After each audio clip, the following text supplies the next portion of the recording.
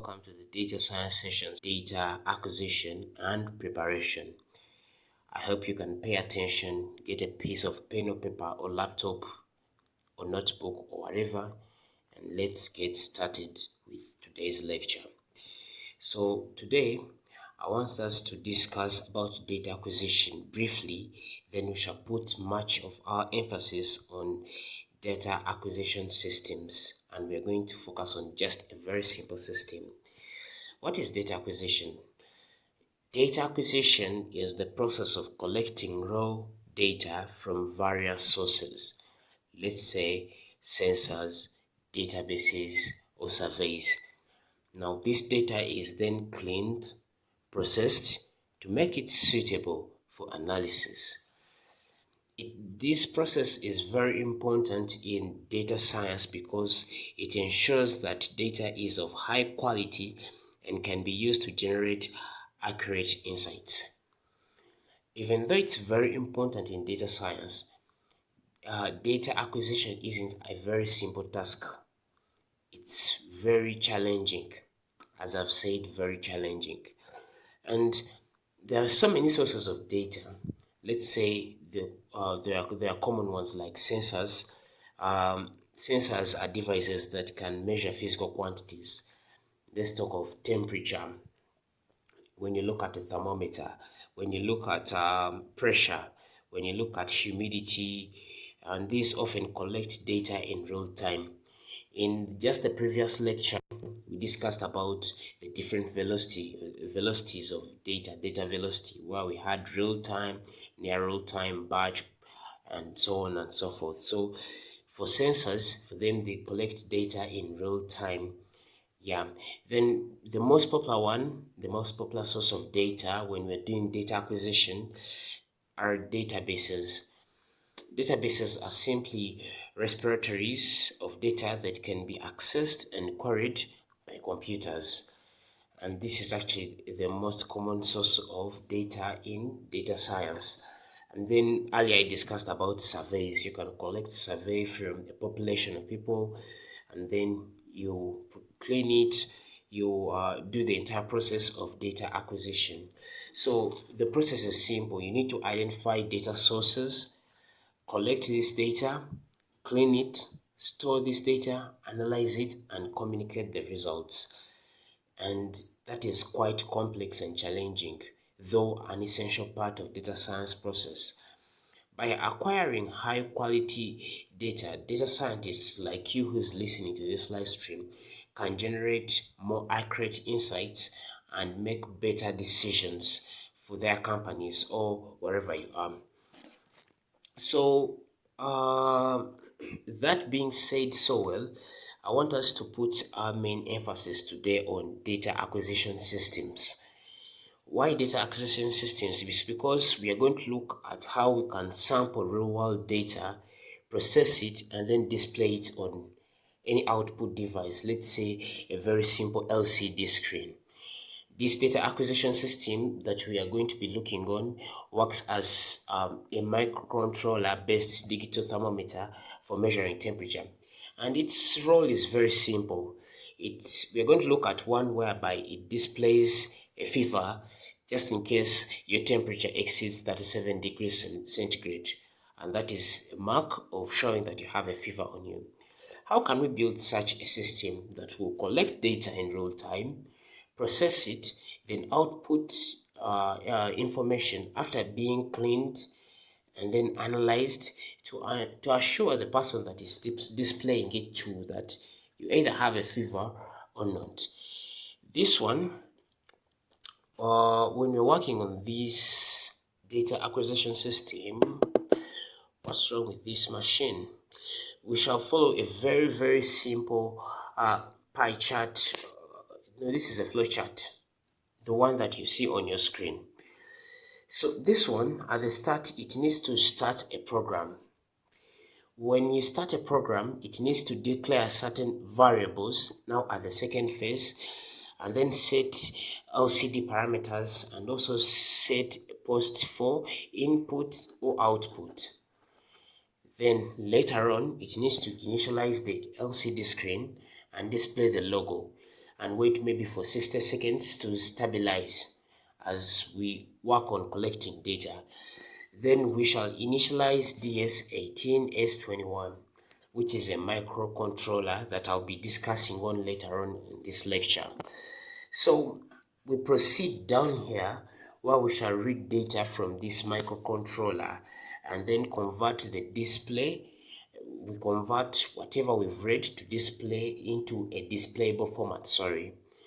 So when we convert it, if a result that we've received exceeds 37, let's say it's 40 or anything, we take on this route that you're seeing on your screen and then display that you have a fever alongside someone's temperature. So we go back and then they need to record some other person's temperature, or repeating the process. And there's also another option.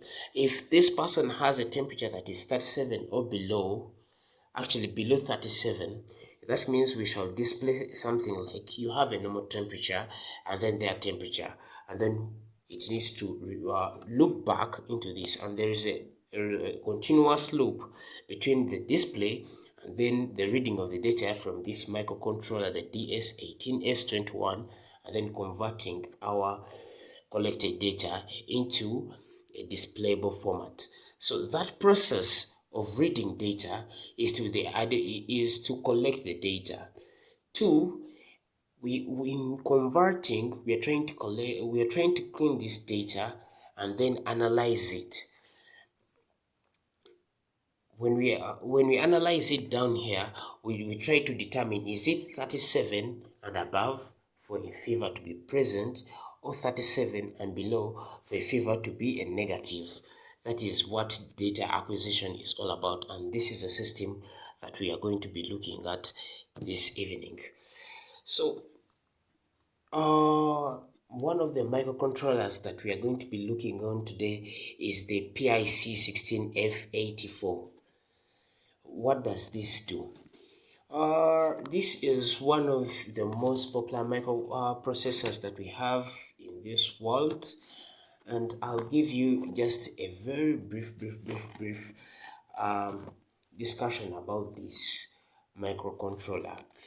The PIC16F84 is I think it's an 8-bit microcontroller that was introduced back in 1993 by Microchip Technology, which exists to this day. It's one of the most popular microcontrollers in the world and has been used in a variety of applications.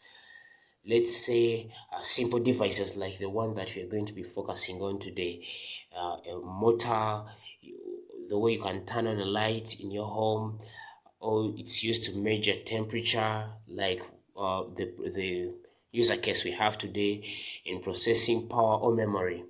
It's also used in educational projects because it's inexpensive. So when we're carrying on educational experiments in the university or in the institution, it's affordable. Then it's also used in prototyping new ideas because it does not consume a lot of power. That is the PIC16F84. And what sets a microcontroller apart from other processors are special circuits to deal with the needs of real-time applications. Because since they do not consume a lot of power, there is high possibility of processing data in real time. So one of the features of the PIC, actually the entire PIC family, and other microcontrollers that are being produced by Microchip Technology, is that they follow the Harvard architecture.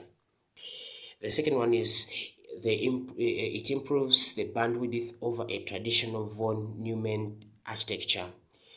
If that sounds like Chinese to you, the von Neumann architecture is something that works on almost all our devices today.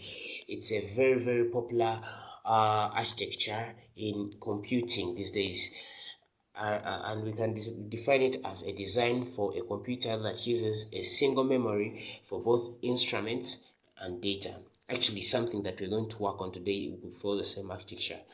This design was first proposed back in, I think, 1945 by John von Neumann, whose name was brought into the name of this architecture, and it's the most common architecture in computing today. It follows just a few components. It has the algorithmic logic unit, the ALU, if you've heard of that, the control unit, the memory, and then the input output IO. And then those are the main components of the motherboard if you've studied some computer somewhere. The von Neumann architecture works on fetching instructions from the memory. Then after fetching the instructions from the memory, it decodes them, then executes them. So when I discuss about things to do with fetching, decoding, and then execution, what comes back to the back of your mind is data acquisition, the entire process of data acquisition. Another feature of the PIC is the PIC16FXXX has a 13-bit program counter capable of addressing an 18K by 14 program memory space, which is efficient. It has a watchdog timer. It has an RISC instruction set and an SOIC package. Well, let me break down these two for you to understand them, because you're going to need these terms later on in this lecture. When they say that it has an RISC, which I often call RISC instruction set, you simply mean that this is a set of instructions that are designed for use in a reduced instruction set. Actually, RISC stands for Reduced Instruction Set Computing, and it's RISC processor. The RISC processors are designed to be simple and efficient, and they typically have a small number of instructions. So that means the processing speed is quite higher. Then when they say that one of the other features of the PIC is the SOC package, I beg your pardon. When they say one other feature is the SOC package, this one down here, let me try to mark it down so that you're not lost. This, when they say that it has an SOIC package, they are trying to say that it has, SOIC stands for Small Outline Integrated Circuit, and it's a type of integrated circuit package that is commonly used in microprocessors like the PIC itself, and they're often rectangular in shape and have 16 pins. This will make sense as we continue on. And they don't just have 16 pins, but they have 2 rows of 8 pins each. Okay, so let's look in particular at the PIC16F84 microcontroller that I've been telling you about, that is from Microchip Technology, and a most popular one. One thing that you need to look at is its pin diagram. I'll be discussing more about pin diagram when I'll be talking of the pin configuration. When you look clearly into this diagram on your screen, you see a word called PDIP, SOIC. I've discussed about SOIC, which is the Small Outline Integrated Circuit, which is a package commonly used in microprocessors. Then there is a new term that we have on the desk, which is PDIP. PDIP stands for Pin Grid Array Package, which is a type of integrated circuit package that is commonly used in microcontrollers like this very one.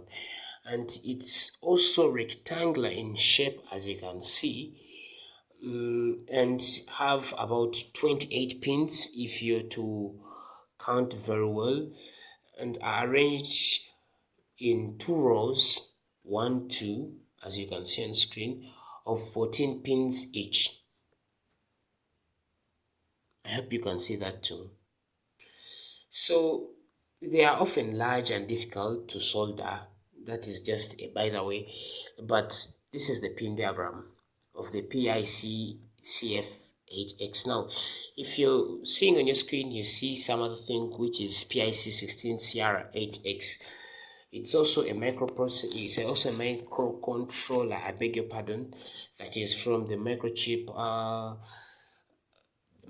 technology family. It's also created under the same, and is actually it is not so far different from the PIC16F84, but the difference is that it's also 8-bit and it has a variety of features including a 14-bit timer.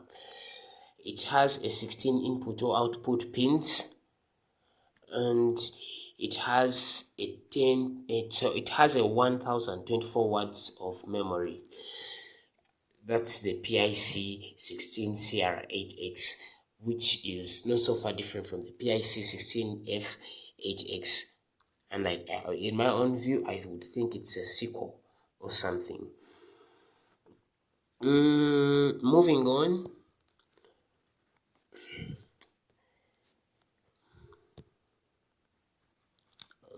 What's wrong?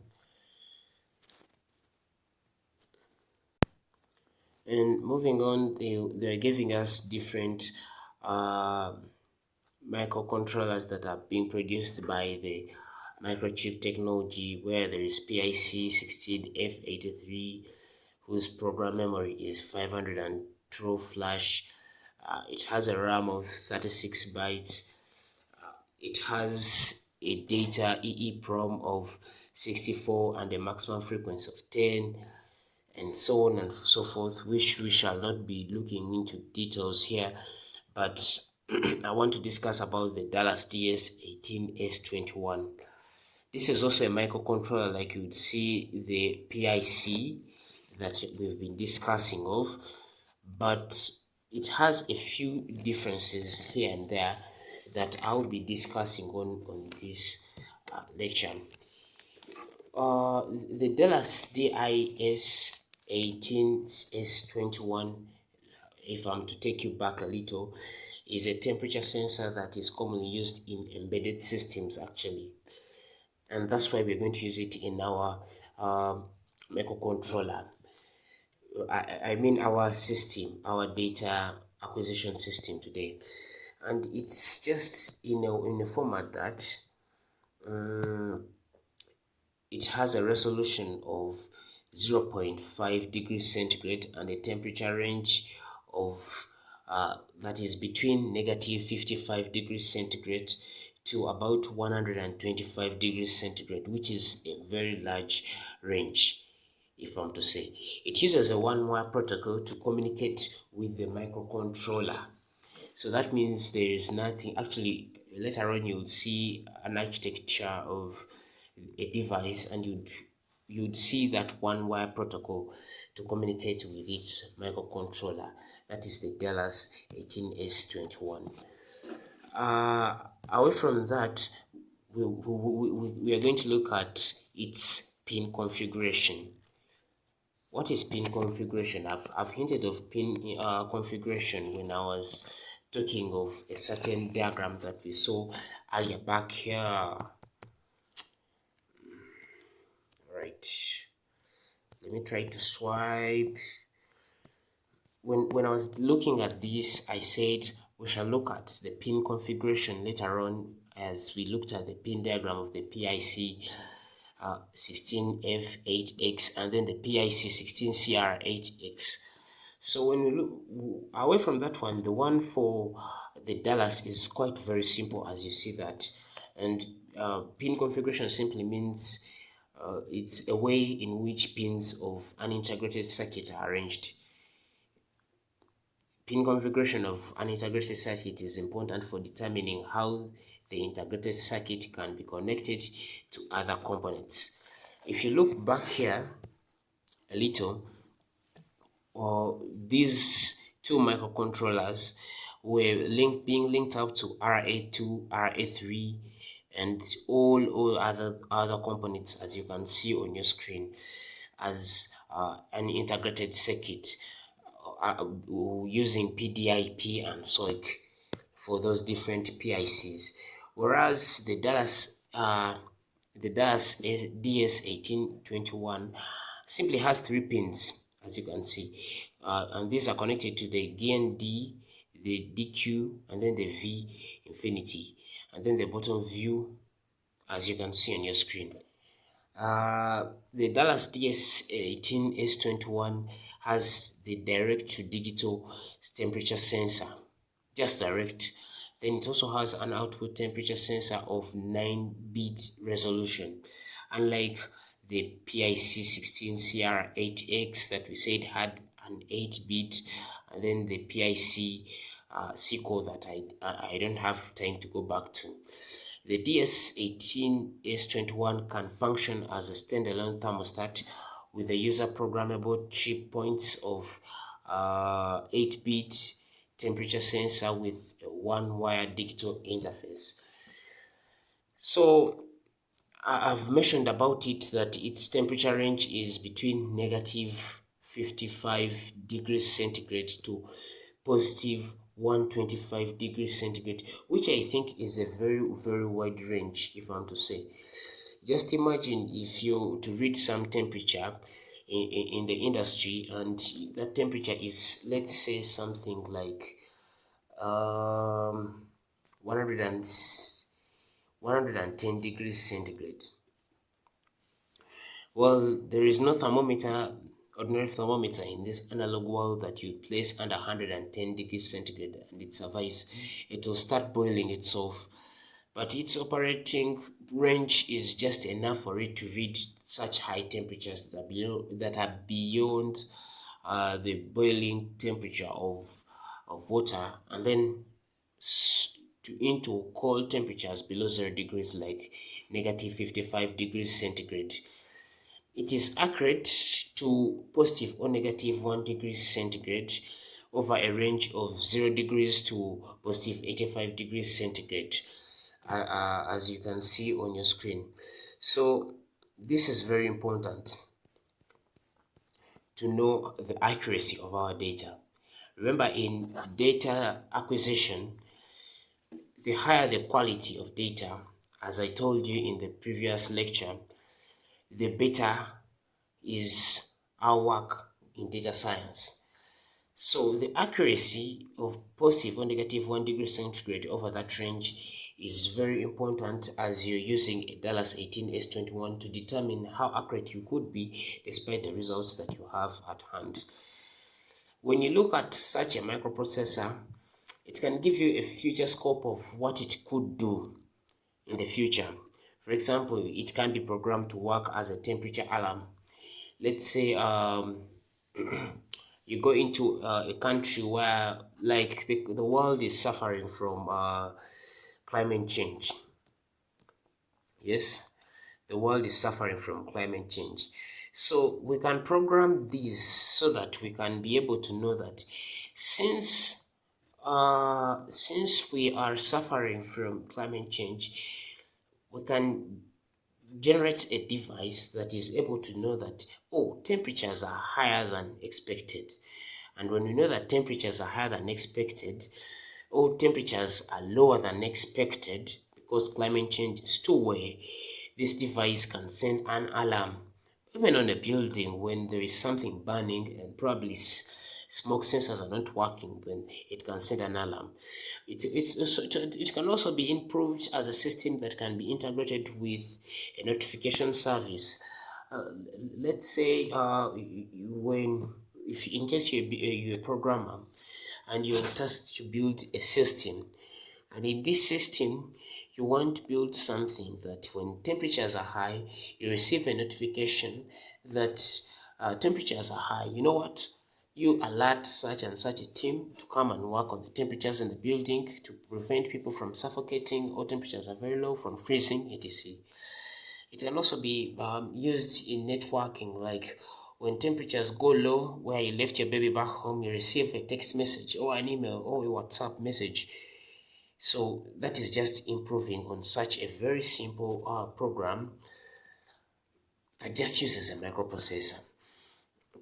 In conclusion, the features of data acquisition systems that we've discussed of the PIC, the Dallas system of choice, it's just a system of choice and a system of future, having unlimited scope for development and expansion. So if you've listened to me when I was discussing about the Dallas microcontroller and then the PICs from microchip technology, it gives you a further way of just brainstorming outside the box of how you can develop and expand on such simple systems to build complex systems that can do quite complex stuff. Let's take an example of a system that can use the available GPT. Let's say. So you create a system that can pick temperatures when they go below 37 of the body temperature of someone, and then someone has a fever. When someone has a fever, it needs to be something like that can trigger the API of let's say OpenAI through GPT to send you a recommendation of what you can do if you have a fever of about 37. Let's say you need to see a doctor or any health expertise to discuss your temperature. You understand? You need to consider maybe taking a bath or taking some medication, this and that. When we integrate such a system, it can save the health workers of so much work, and those are the results when we communicate. The last bit of data acquisition, as I was starting, I told you, was communicating. So when we expand these, we are trying to communicate.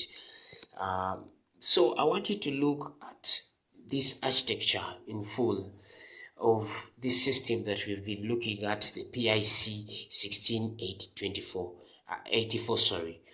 When I was beginning this simple lecture, as I conclude, I said that we want to build a system that is able to allow input, that we can just place it on a body of a sick person, and when that person has a temperature of 37 and above, then that person has a fever. If they have 37 and below, then that person is normal. So you display, and then you tell them a recommendation.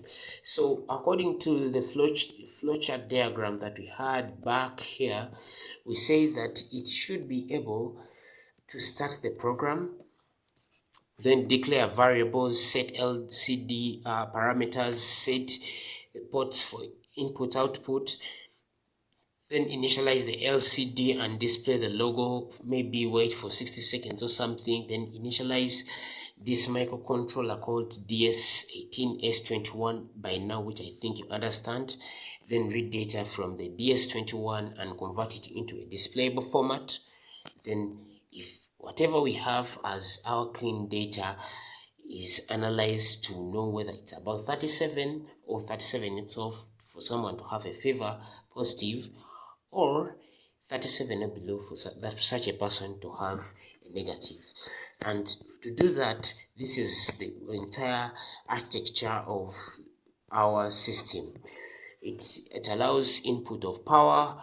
Then we have our microcontroller there with good pin configurations here to different parts of the integrated circuit, and then other components here, so you can look very well at the pin configuration of this system. Then down here is where we have the rest of the physics, but this is an integrated circuit. If you look deep down into it, when you look at it, it seems as something very, very industrial, but it's something as simple as what you see there on your screen. We have a temperature of 34 degrees centigrade, and then this simple device simply tells you, you know what, you're normal, you have no problem on you. So the data acquisition systems like this one that we've discussed about are very popular and applicable in the real world. If you want to leave this lecture to apply it in your field, then you should know that they're applicable in industrial automation, which is an obvious answer because we can use them to monitor and control industrial processes. For example, measuring temperature and pressure of a chemical reaction or measuring the control speed of a conveyor belt. The second application that we can think of is medical research.